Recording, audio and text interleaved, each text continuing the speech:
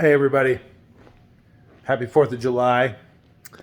Just made it home. This is my house. Um, just want to let everybody know on how my weekend has been. The 4th of July weekend is on a Tuesday this year, so gave us an opportunity to have a 4-day weekend. Well, Friday was my wife's birthday, so it's kind of like she had to work, so this whole weekend was her birthday. So we went to Steamboat. However, I gotta explain my week before leading up to this weekend. So, I've been working in Estes Park with Golden Goose, and we are hauling usually like dirt that gets accumulated underneath roadways or riverbeds. We've been moving a lot of rock, a lot of dirt, a lot of stuff to a screener, which is up on top of a hill in Estes. So we got to take kind of like dirty, they say, like just dirty dirt, take it up to a screener, screen it out, keep the pretty dirt, take the pretty dirt down, and dump the pretty dirt off while they fortify the roads that are going to go through here. This is going to be a pretty big deal that they're creating. So they need reinforcements, so they also need rock, things like that. So sometimes I go down the hill into Longmont and get rock. Most of the time it's only one load. Sometimes, like this occasion, it was 2 loads. And this is on Thursday. And we've been working long hours up here. We're starting at 7 o'clock in the morning in Estes Park and working until 5 or 6 at night. So it's a lot of work. And this is Thursday, like 2 o'clock in the afternoon. I'm bringing my second load of rock up the mountain. And it's right where 2 lanes, 1 lane becomes 2 lanes and cars can start passing. I'm kind of behind I don't know, like a guy carrying a fifth wheel camper. So he's going slow up and I'm going slow up, and all of a sudden, like, my truck just goes to super hot and shuts down. And I'm like 2/3 of the way up this side of the mountain on Highway 36 in between Estes Park and Lyons, like a few miles away from like Pinewood.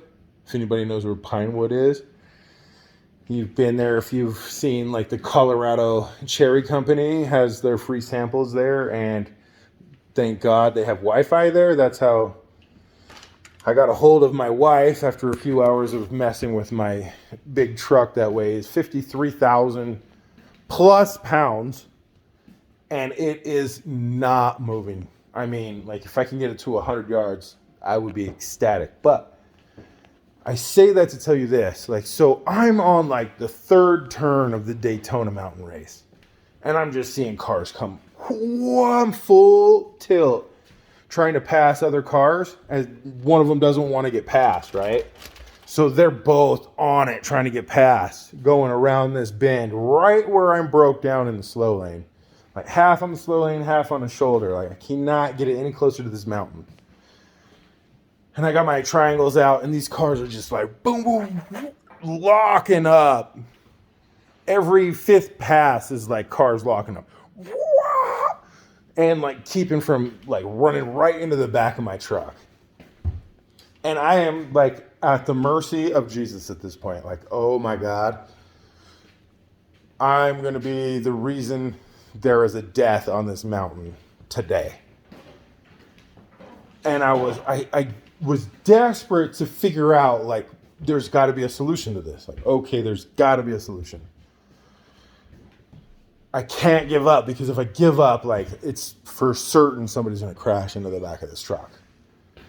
So I do some reconnaissance. I start walking. But first of all, I'm thirsty. And there's a river, the Cashlaputa River. No. Which river is that? The Platte, maybe. I don't know. The one that goes through Lyons and then through Longmont. Whatever. So that river is like 30 feet below me. And I'm thinking, damn, I'm so thirsty. that I'm going to Bear Grylls it down the side of this mountain 30 feet into this creek and drink water out of the creek. And I'm looking for a spot to get down this mountain when I come around just on the other side of the fourth turn of the Daytona mountain race. There's a pullout that I can pull into about 100 yards around this bend. Like, oh man. Somehow my truck got cool enough to where I could start it and just ease it up this mountain pass as far as I could. Was the exact same point where my truck just decided it was not going anymore. And it pulled off into this turnout, the slow lane. So like cars that are going slow can turn in there. They never do, because no cars are ever going slow right here. Because this is the fourth turn of the Daytona mountain race. So nobody goes slow. So nobody's going to use this turnout. So I'm in a good spot. And I think like, okay, well, I got to go I know the Colorado Cherry Company's up here. Maybe a mile, maybe two, something like that. But it's straight uphill. So I started climbing up this hill, walking straight up this hill. Like pretty much on the road, because there's mountain, there's the white line, and then there's cars. And they're coming out of that fourth turn into the one lane straightaway, right where I'm walking. So you can uphill, by the way. So I'm trying to figure out, do I go down this creek and drink out of the creek, or do I just keep walking? Walk all the way to the top of this mountain, come down the other side, and sure enough, there's Pinewood, there's the Colorado Cherry Company, and that's where I park myself and get myself 2 bottles of water that have not tasted better in my entire life. So that's blessing number one, right? I get to like reimagine what it's like to have water. Praise you. And I also get internet. So I came at the right time, because they're just about ready to close. I could tell she was annoyed that I showed up, right? They're like, oh man, this guy. And he stinks.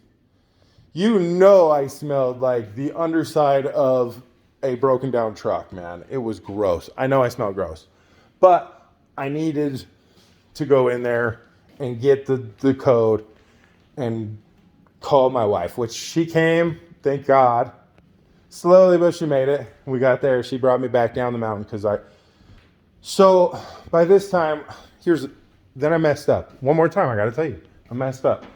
Take my wife to my truck where it's parked safely off of the road. I decided maybe I can get it to the Colorado Cherry Company, because it's cooled down now. It's been quite a few hours have passed. Nothing bad is going to happen to it where it's at, but maybe I can get it up the road. I start driving it. I go about 400 feet and the thing stops again. Now I'm in right in the middle of the fourth turn of the Daytona mountain race. And I'm stuck there now. And I'm like, oh no turnout. I can't get back to the turnout. I can't go down the hill and get back to the turnout, because I turned the road. I can't get there. So I have a meltdown, because I do this dumbest thing in the world, and I park half of my truck in the fast lane of the Daytona mountain race, right at the apex of the fourth turn, into the straightaway. And I know I am once again in danger of putting other people in danger at the moment. So, man, I couldn't get it started. Got my triangles out again. People are locking them up again. Almost get run over twice. Oh, dude. Oh, I know how dangerous I'm in. I'm in a really, really bad spot. Dude, damn it. But there's nothing I can do. So I somehow finagle my truck, my big ass truck, and there's just enough space for me to just get off right after the fourth turn, right when it becomes the apex of the straightaway. I have just enough room to park my truck where it's completely off of the mountain. And I mean, to tell you, I was worried that it was going to get smoked and somebody was going to die. It was a blessing that nobody did. It was a blessing that I found enough room to get it off. So that's blessing number 2, right? And so somehow I think moving my truck must have given the universe, like, it was like thanking me, because I somehow got my truck started the next day. I figured it out. It was a belt, y'all. My belt broke so completely that I didn't even notice it was gone, because most of the time when a belt breaks, it's all over everything. This belt broke so perfectly and completely and was just gone that I didn't even notice it was gone. And so that was the problem. Well, either way, I wasn't going to have a belt on the top of the mountain, so it was going to be there either way overnight. So got it fixed, emptied my load Friday afternoon while all of the construction crew had already been gone for not only the day prior, but that day as well. Finally get this thing going. You can only imagine how tricky it was changing this belt in the 4th turn of the Colorado Mountain Race. Anyway, got it fixed. Thankfully, I got it down the hill safely Friday night on my wife's birthday. Then, of course, I upset her on her birthday. She was mad at me.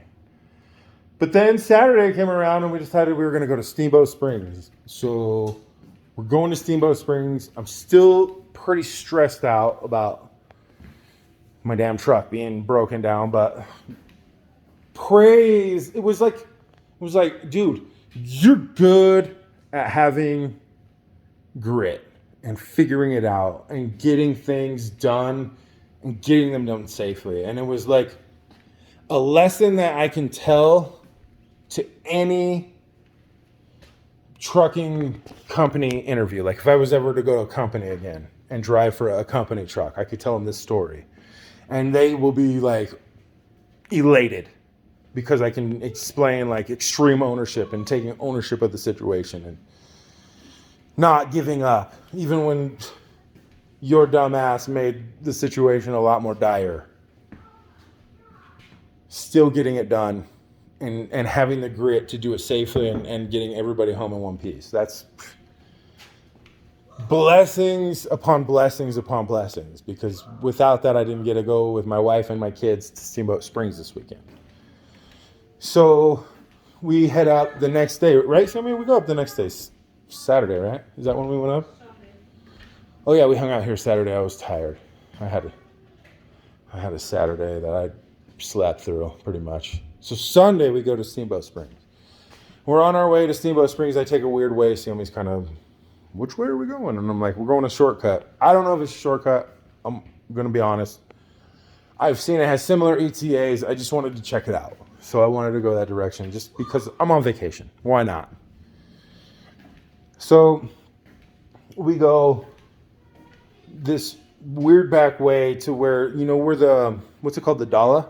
They call it the Dala, which is a Buddhist temple up in the mountains in Larimer County. I don't know if anybody's ever heard of it. It's really dope, super dope. It's like this amazing treasure in the middle of the hills, the foothills of Colorado. Beautiful. Check it out. Anyway, I wanted to go that way and then come down on an old county road, 69E. We're taking County Road 69 East into Rustic. And in Rustic, we merge with Highway 14 and we go on our way to Steamboat. Whatever. We get there. Everything's kind of going off without a hitch. I do get lost because whatever. I'm dumb sometimes. Anyway, we get on 69 East and we're heading that way. So I lose time. I lost the reason why we should go in the first place because my GPS shut off like 100 miles back. But anyway, I digress. We get on the road to Rustic. We're heading to Steamboat Springs. It's pretty nice, pretty easy drive. We're going through the canyon. It's beautiful. I look over, and right there, right on the side of the road, like on the other side of the fence, is a bear. Just big as shit, staring me down. And I'm like, whoa, bear, cool. So I make, like, let the cars go around. I go turn around, and I see this bear, and it's like lumbering back into the mountains and into the Roosevelt Forest, as it were, and bound away. And I'm the only one that saw it, but that was a cool omen for me because I told the boys on the way, since we started early in the morning, watch for bears. The bears are out. You're going to see one. I can feel it. I know we're going to see a bear. So be on the lookout for a bear. I saw a bear. It was like the universe was telling me, you have all these signs. You're going to see, you're being rewarded for having grit on the mountain. So we're driving along. We get there without a hitch. We get to Steamboat. We get some towels, and we go to the, what's it called? Strawberry Hot Springs in Steamboat Springs, just outside of Steamboat Springs. Famous place. I think people get naked there. Is that right? Yeah, after 5. People get naked there after 5. If you want. Which to me means be out of there before 5 if you don't want people to see your little PD. Anyway, so we go there, and I get this crazy burn, dude. Can you see it? So I'm wearing my backwards baseball cap with mesh. So I get sunburn here and sunburn here down to about right here. And my shoulders and back, that's where I was hanging out in the Strawberry Hot Springs. And the sun shone right on my body and burnt me to a crisp. But it was such a relaxing day because we could go into there's a river that runs right through there. So you can literally go from the hot springs to the cold water and back like a natural Joe Rogan episode. It's freaking awesome. So I go from the hot and into the cold. And there's not very many people in the cold. They're all like, not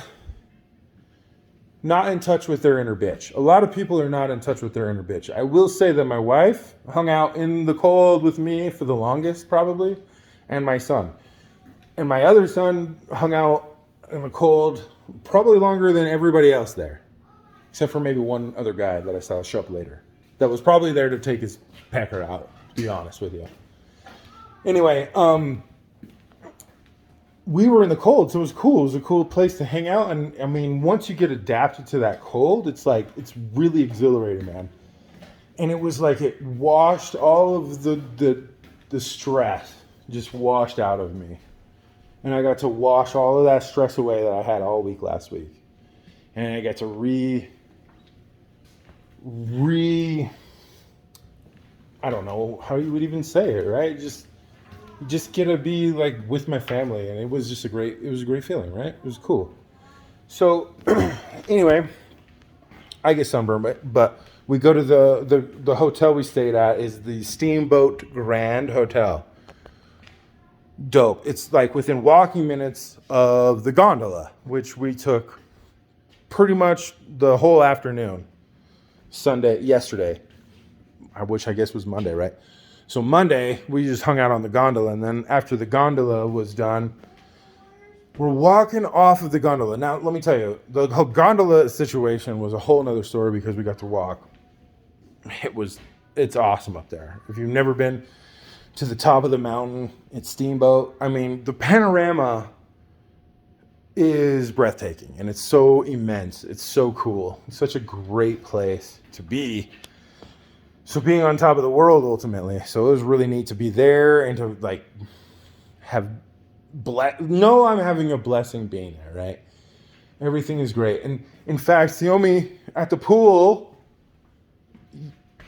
ran into one of her one of the most instrumental people in her life.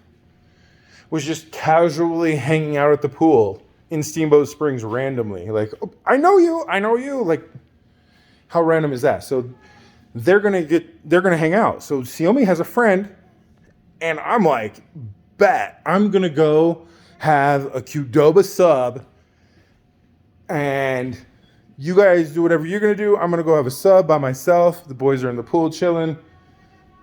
Take some time, some me time for lunch. So I go down and I have a Qdoba. And it was probably the best Qdoba I've ever had. Be honest. It was like that fresh liter of water at the Colorado Cherry Company. It was that good. So, yeah. Anyway. Where was I? Oh, the Qdoba. Well done. Like,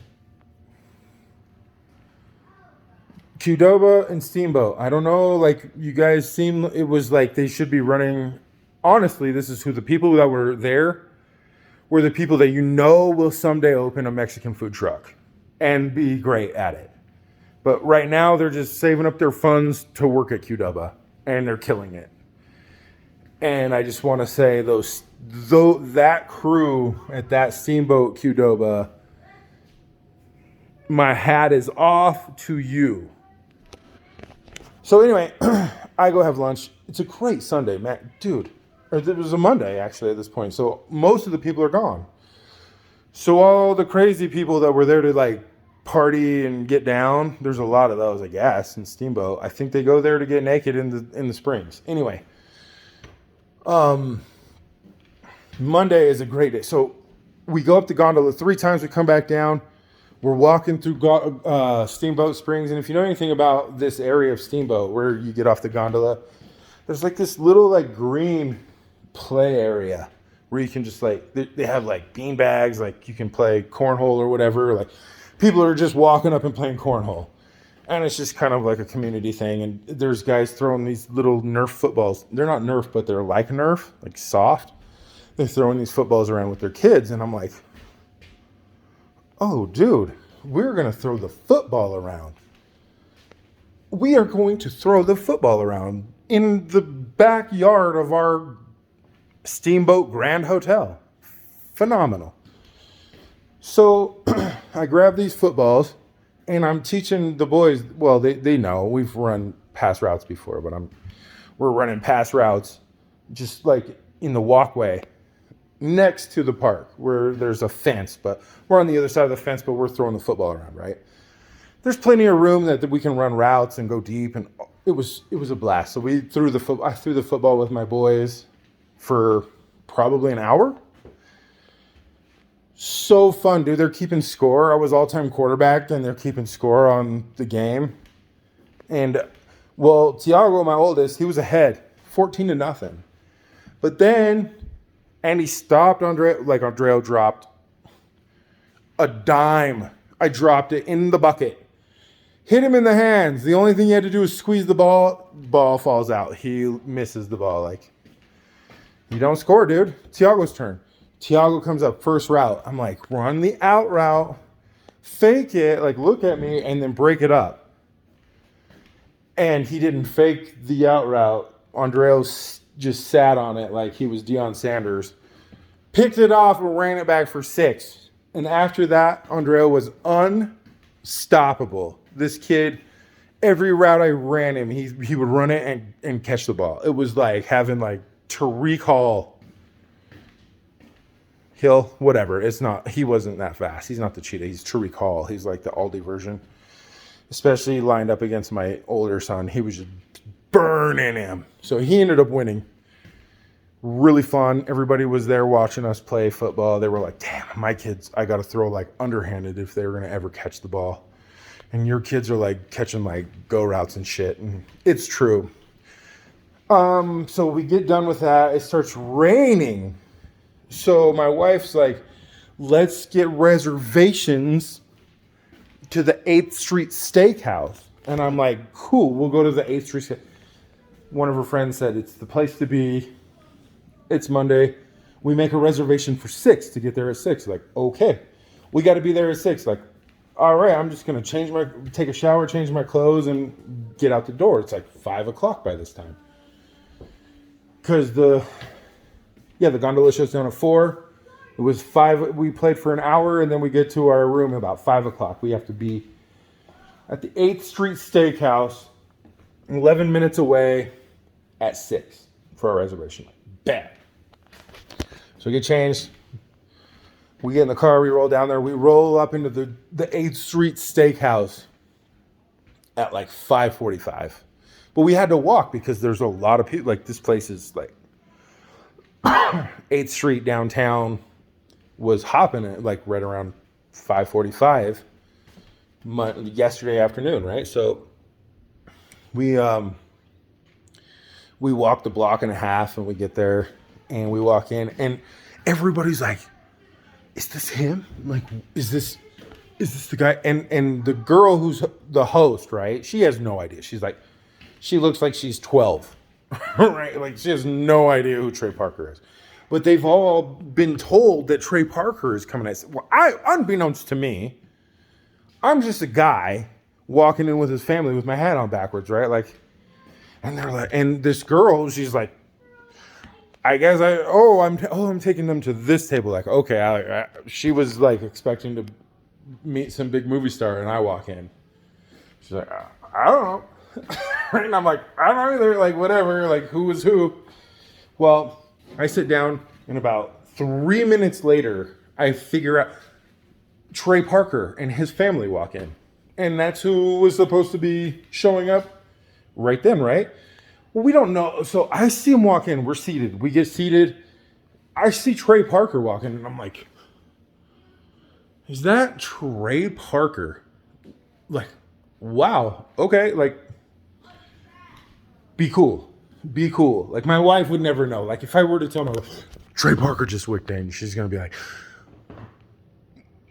who's Trey Parker? Like, why do I care? Why do I care? If I were to say Trey Parker just walked in, the boys would be like, why do I care? Like, Book of Mormon, 11 Tonys. You know, kind of a big deal. South Park, 26 seasons of South Park. Always my beacon home, no matter where I am in the world, South Park is always a beacon to home.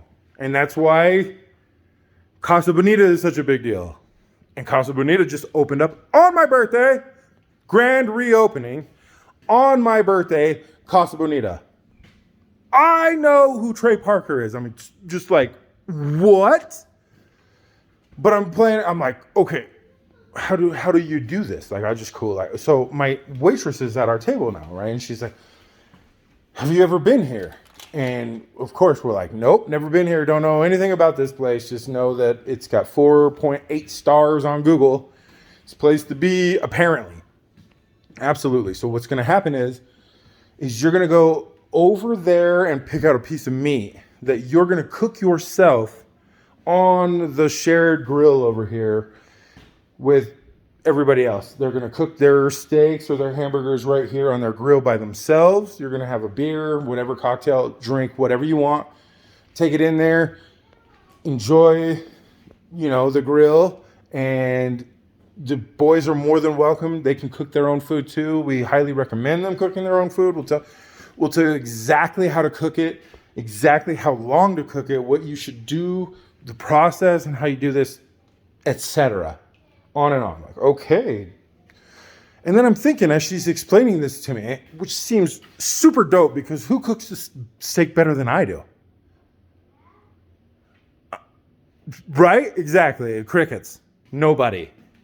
I cook my own steak. Much rather cook my own steak than go out to have a steak at the Longhorn or whatever. Like, don't get me wrong, Longhorn is dope. I could do the same thing at my house, like 1/5 the cost. Just economics, simple economics. Anyway, I get to cook my own steak. Duh! Also, who's gonna get their ticket? First of all, you need to order like your appetizers. Get appetizers first. And you're gonna wait here with your appetizers. Wait here for your appetizers. You're gonna eat your appetizers warm because you're gonna be gone into the grill for a while. And as my waitress is explaining all this to me, I'm going, oh my God. I'm going to cook a steak with Trey Parker and his family, like right next to me. How freaking serendipitous is that?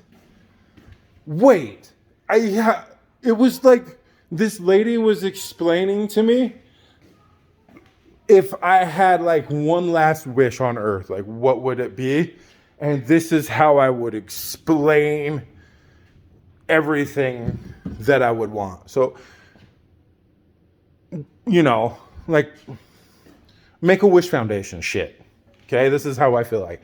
I'm bald already. Like, I even look like a Make-A-Wish Foundation. Maybe this is my wife surprising me. I don't know. She knows more than I do. Maybe she got my blood work, etc. Anyway, we order hors d'oeuvres. We get the hors d'oeuvres, and they come and give us a ticket to go pick out our meat, right? So they give us a ticket, and right about then is when Trey Parker and his family's getting their ticket to go up and pick their steak out. So I'm going to go pick mine. They're going to walk up right behind me and pick theirs and take them to the grill, the community grill beyond those borders over there. And it's just wide open. Everybody, the group before us is picking up their steaks and bouncing, right? It is literally going to be me and my family and Trey Parker and his family cooking on the community grill. Okay? Just understand what kind of awesome is this? What do I do? What do I say? All these things. How do you just be organic? Just be a Lyft driver. Like you're picking up somebody famous as a Lyft driver. And what would you do as a Lyft driver? You would just not acknowledge what their name is and who they are. You just want to acknowledge their person. Who are you? Who they are. So I wanted this conversation to develop organically. I think it would have been a really, really cool opportunity to meet Trey Parker if I didn't just jump right in like, oh my God, you're Trey Parker, 26 seasons of South Park, Beacon Home, whatever, all the shit that you want to say, right? I'm just like, just let it happen organically. A conversation is going to happen, and it's going to happen organically. So that's my goal, right? So I am teaching my boys who have no idea who this is. My wife, no idea who this is. She's like, what do we do? And I'm like, you take the salt and you hit it with the salt, because the guy at the counter said, salt it 7.5 minutes on this side for this steak, salt it and get it ready, and then 5 minutes on the bison steak, and then salt it and throw it in the middle for 7 minutes on both sides for the Wagyu that Tiago got. Andrea got the 5-minute bison that he was going to share with his mama, and I got the New York strip. It was going to take 7.5 minutes on both sides. Flip it once, he said. Right, flip it once. Any questions? Like, nope. He's like, okay, the middle is 500. The outside grills are 250. So you want to cook in the middle of the grill. It will be obvious when you get there. Like, cool. So I get my steaks. I'm seasoning my steaks as Trey Parker and his family is getting his 2 steaks and a hamburger, whatever. And I'm salting them up and letting them sit for a little bit, putting pepper on it, and getting them exactly how I wanted them to taste on the crust that I was going to sear onto it.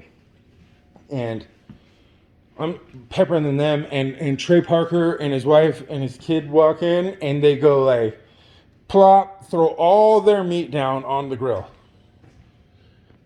They're not seasoning it, not peppering, no kind of pepper. Just walk in off the street, throw it down onto the grill, and start cooking it. And I'm like, whoa, like, okay. I'm not even done seasoning my 3rd steak yet with Tiago. He's the 3rd steak.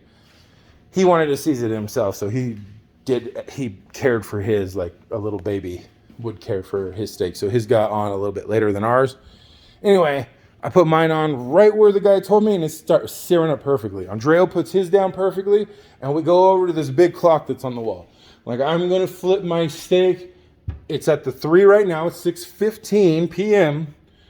I'm going to flip my steak at 6:22. You're going to flip your steak at 6 when it gets to the 4 at 6:20. Okay, right? As I turn around, I see Trey take his steak and his hamburger and everything and flip it over again. And now he's making grill marks on his steak. Like, you're not supposed to see grill marks until you flip it after 7 minutes. Like, that's how you cook a steak here, man. Like, you can't just flip it, bro. And not only to mention, he's cooking the steak on the 250 side. So he's just putting grill marks on this steak, dude. He's not even cooking it, right? And I'm going, whoa. So I throw my steaks down, and I'm letting my steaks go. And I'm just looking at this guy. I know exactly, it's Trey Parker, but I'm like, looking at how he's got it hooked up.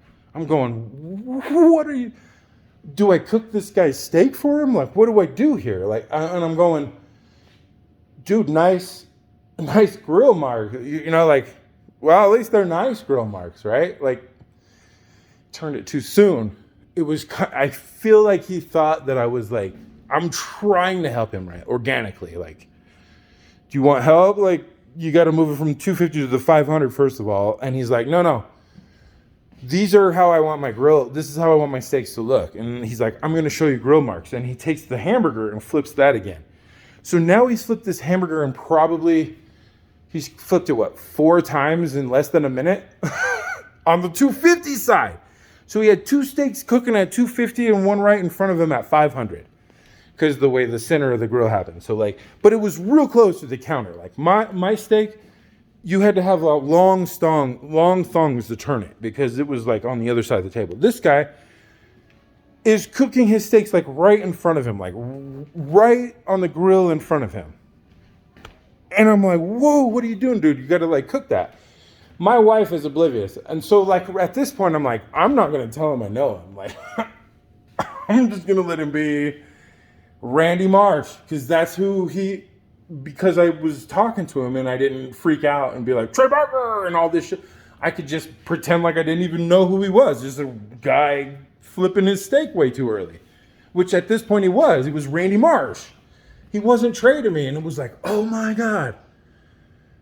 Trey Parker is Randy Marsh. Like, obvious. It's obvious now that you look at it, right? But until you see like this guy actually be Randy Marsh in person, you go, oh, you're just showing your authentic self. You're Larry David in Curb Your Enthusiasm. This is exactly who you are. You're Randy Marsh. So South Park is your story through the eyes of Randy Marsh. It was you. And it changes my whole view on South Park. Like, I get it now. Psychologically, it makes perfect sense. But I'm watching him cook, and my wife is oblivious. She doesn't even realize that the woman that he's with is with him because she's, what would you say, honey? Like half black, half white? Yeah, she looks Latino. She looks Latino, but you could tell that she wasn't Latino. Look up Trey Parker's ex-wife, I guess, or like, I don't know. She looked like mother of her child. From Thailand, or I don't know, just between. Yeah, she looks like what my wife would look like with me to random strangers at the grill. So they're thinking the same thing. They're looking at her going, is she going to butter our bread or do we have to butter our own Texas toast because you get endless amounts of Texas toast?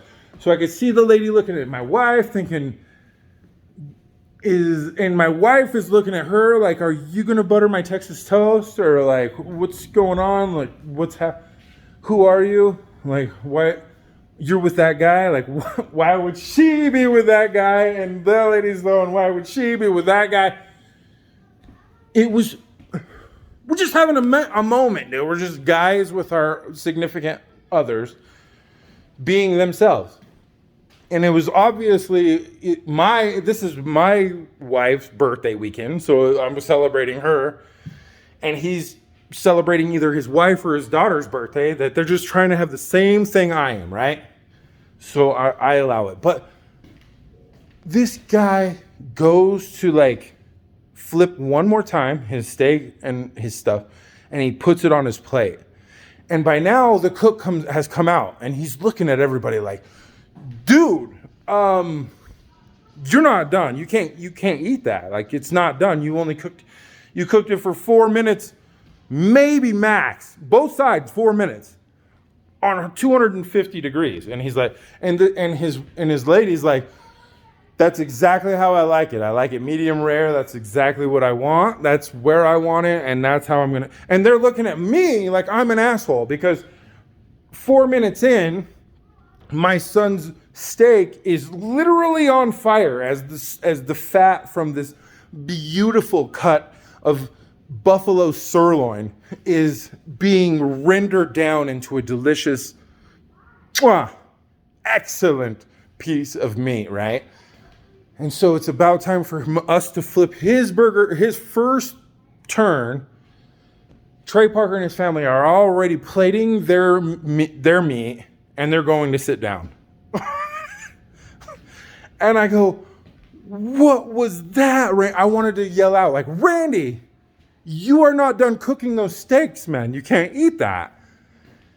And so we hang out. I'm hanging out up here, and I'm like, we're all there, and I go, Siomi, that was Trey Parker. And she's like, okay, whatever that means. Like, I'm like, yeah, I'm trying to tell Siomi, I'm like, Siomi, get the picture. And she's like, this is weird that he would want pictures of himself because I look like this. Like, why do you want pictures of, like, you cook steak all the time? Like, never want pictures. Like, but okay, I'll start taking pictures of you. So she's taking pictures of me and cropping Trey Parker out of it, right? Like, just trying to only get pictures of me. Like, God forbid, one of the two people that are there cooking next to me get into the pictures that she's taking of me. Like, thank you, honey.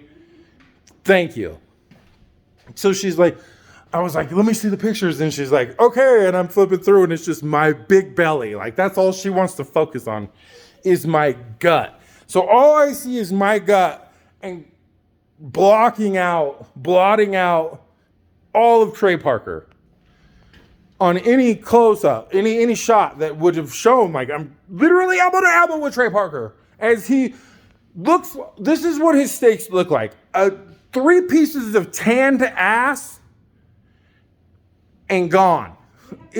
With beautiful, Siomi says she's got pictures of their steak being.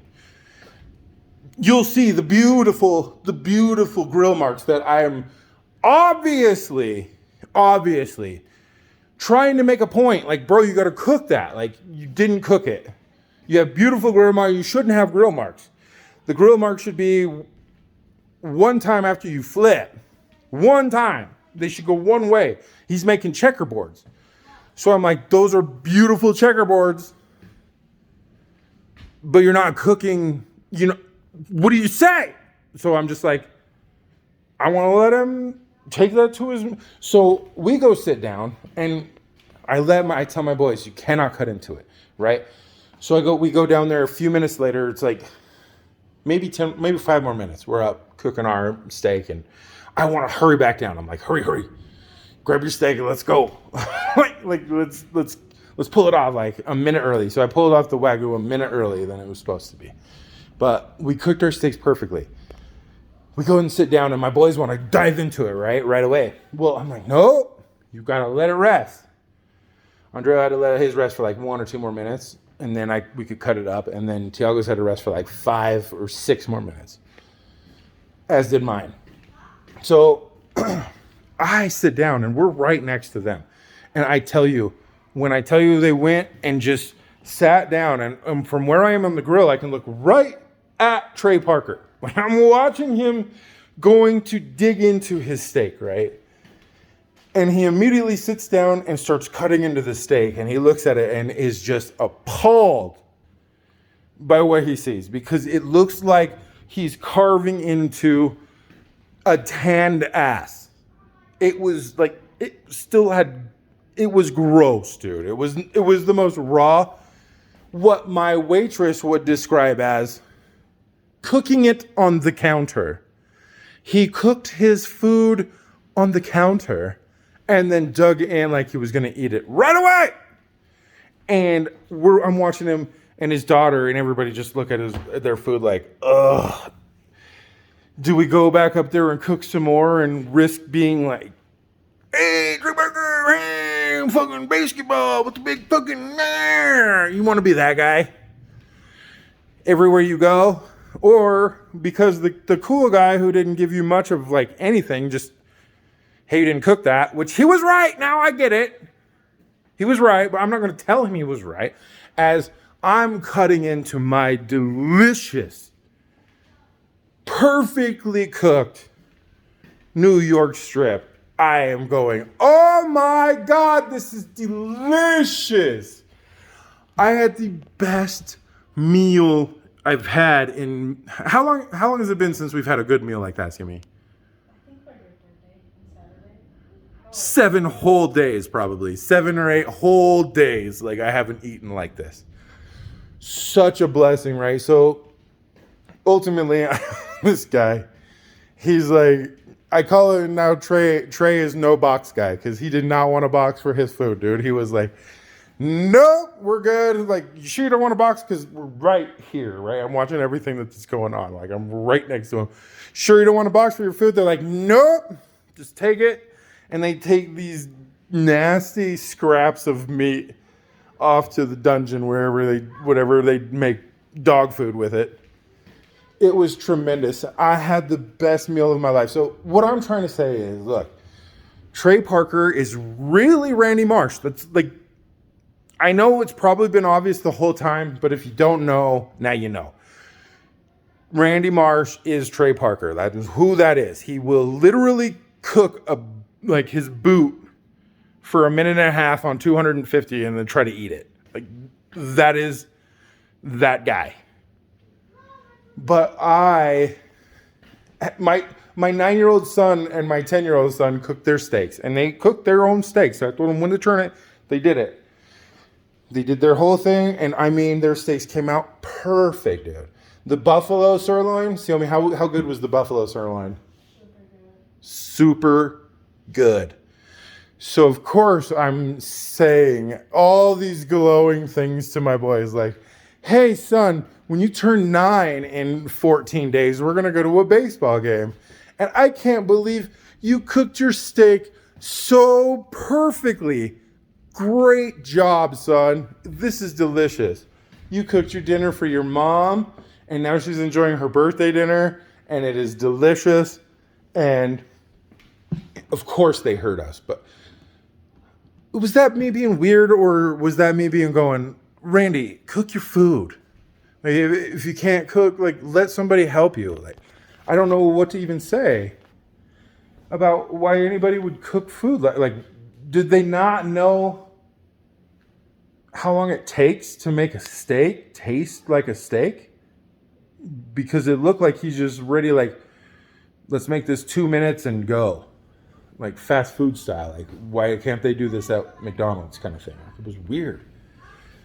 So, he's just a guy, dude. It's just people, man. We're just people. And I'm glad that I had that interaction with Trey Parker, because I realized what a blessing it was to have that moment, that I got to enjoy that moment. Like, he was going to be like, yeah, just some other guy who watches South Park was there, right? So it didn't really mean what it was going to mean to him for me. So I kept that in my own story, and that is the story I'm sharing with you right now.